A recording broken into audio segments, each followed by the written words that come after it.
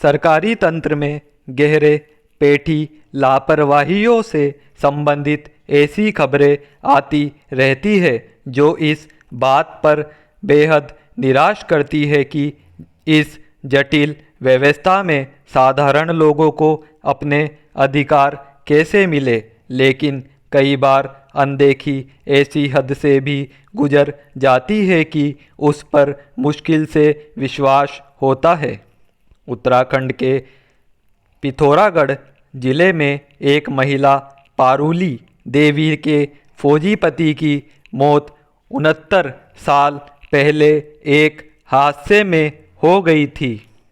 तब से अभाव और तकलीफ के बीच जिंदगी काटती हुई वे बाद में अपने भाइयों के साथ रहने लगी।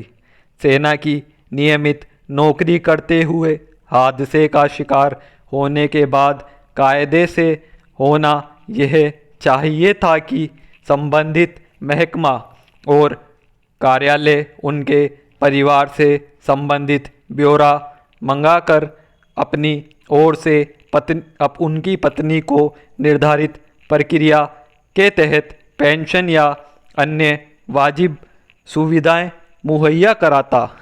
लेकिन फौजी की मौत के बाद तकनीकी औपचारिकता पूरी करके शायद सभी ने अपनी जिम्मेदारी पूरी मान ली और निश्चिंत हो गए।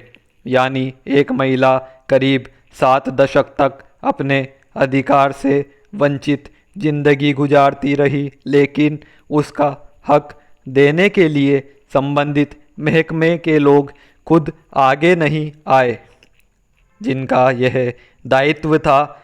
गनीमत यह रही कि पति की मौत के बाद इतना लंबा वक्त गुजर जाने के बावजूद महिला जीवित है और संयोग से आम बातचीत के क्रम में एक सामाजिक कार्यकर्ता को पता चला कि सेवा में रहते हुए फौजी पति की दुर्घटना में मृत्यु के बाद पारुली देवी भारत सरकार की पूर्व सैनिक पारिवारिक पेंशन योजना का लाभ पाने की हकदार है।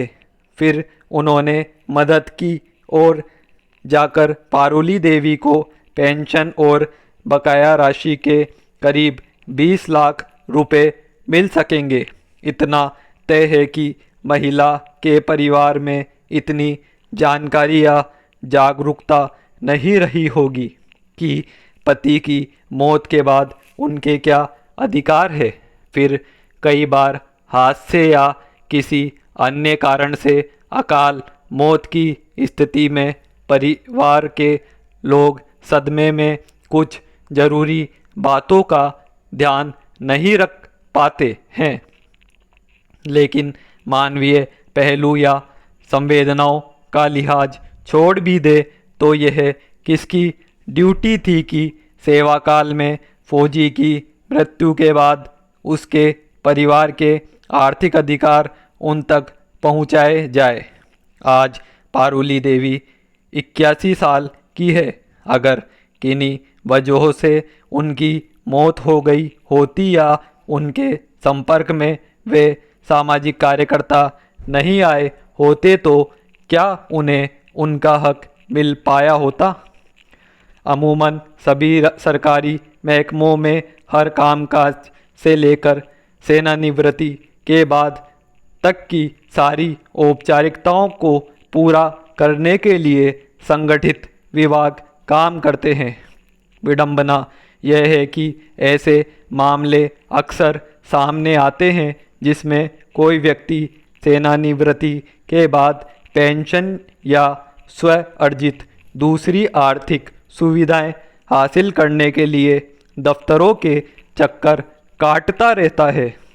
कहने को आवश्यक अवकाश प्राप्ति के बाद कर्मचारियों के कामकाज को सुविधाजनक तरीके से निपटाने के लिए कई तरह के बदलाव लाने की भी बातें होती रहती है, लेकिन आज भी अक्सर आने वाली ऐसी खबरें बताती है कि सरकारी तंत्र की जटिलता या अनदेखी की वजह से लोगों को कैसे अपने ही अधिकारों को हासिल करने के लिए काफ़ी जद्दोजहद करनी पड़ती है। पारुली देवी ने अपना हक मिलने की खबर मिलने के बाद कहा कि मुझे पैसे की ज़रूरत नहीं है, लेकिन सरकार ने मेरे पति को और मुझे पहचान दी। यह मेरे लिए बहुत संतोष की बात है। उनकी यह टिप्पणी समूचे तंत्र के सामने ऐसा सवाल है जिसे स्वीकार करते हुए यह सोचने की ज़रूरत है कि एक फ़ौजी की पत्नी को यह कहने के लिए करीब 7 दशक का इंतज़ार क्यों करना पड़ा।